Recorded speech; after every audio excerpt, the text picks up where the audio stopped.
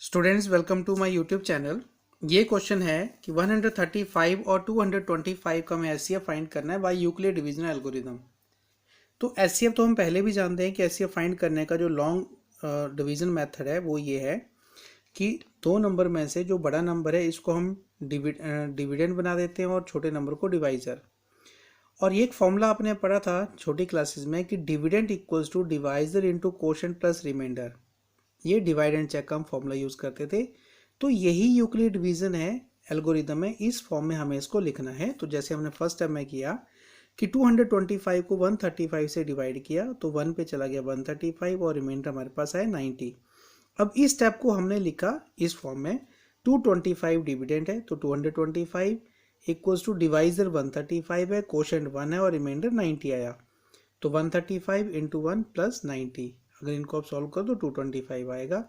अब क्योंकि रिमाइंडर 0 नहीं आता तो हम क्या करते हैं, हम अगले स्टेप पे प्रोसीड कर जाते हैं जिसमें जो हमारे पास डिवाइजर था अब वो डिविडेंड बन जाता है और रिमाइंडर जो है वो डिवाइजर बन जाता है। तो 90 से 135 को डिवाइड किया 1 पे 45 आ गया। अब इस स्टेप को हम दोबारा इसी फॉर्म में लिखेंगे, 135 इक्वल्स टू 90 इंटू 1 प्लस 45 और फिर रिमाइंडर 0 नहीं होता तो 45 से फिर डिवाइड करेंगे 90 को। अब ये 2 पे चला जाएगा, 90 0 आ गया हमारे पास।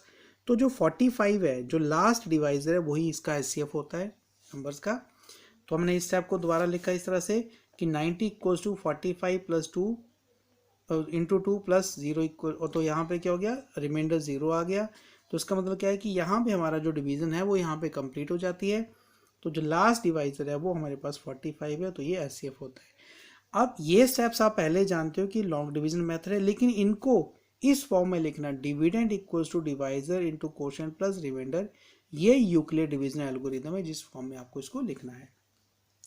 अब इसी क्वेश्चन का जो सेकंड पार्ट है वो ये है कि 38,220 को हमें डिवाइड करना है 196 से और इसका ऐसे फाइंड करना है बाई सेम मेथड। तो आप याद रखिए कि 196 से ये 195 पे कंप्लीट डिवीजन हो जाएगा, एक ही डिवीजन एक ही स्टेप में हो जाएगा। ये पहले 1 से किया फिर 9 से किया फिर 5 से किया तो ये कम्प्लीटली डिवाइड हो जाएगा।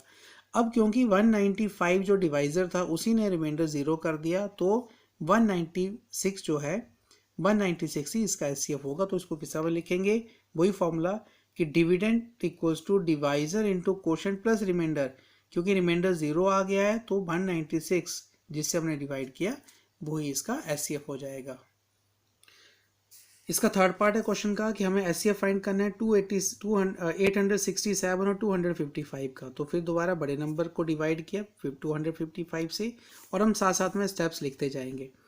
सो 3 पे चला गया ये, 255 इंटू 3 765 हो गया, माइनस किया रिमाइंडर आ गया 102। रिमाइंडर 0 नहीं है तो पहले स्टेप को हमने लिख लिया, 867 equals to dividend divisor into quotient, divisor 255 है, कोशेंट 3 है, प्लस रिमाइंडर आ गया 102। रिमाइंडर 0 नहीं है तो अगले हम प्रोसीड करेंगे। 102 से हमने 255 को डिवाइड किया 2 से, 204 हमारे पास रिमाइंडर आ गया 51। तो इस स्टेप को हमने दोबारा लिखा यहाँ पे, 255 equals to divisor into quotient plus remainder, remainder 0 नहीं हुआ इसलिए हम आगे प्रोसीड कर रहे हैं। फिर 51 से डिवाइड किया 2 पे 0 आ गया तो यहाँ पे हमारा स्टेप खत्म हो जाते हैं, रिमाइंडर 0 आ जाता है।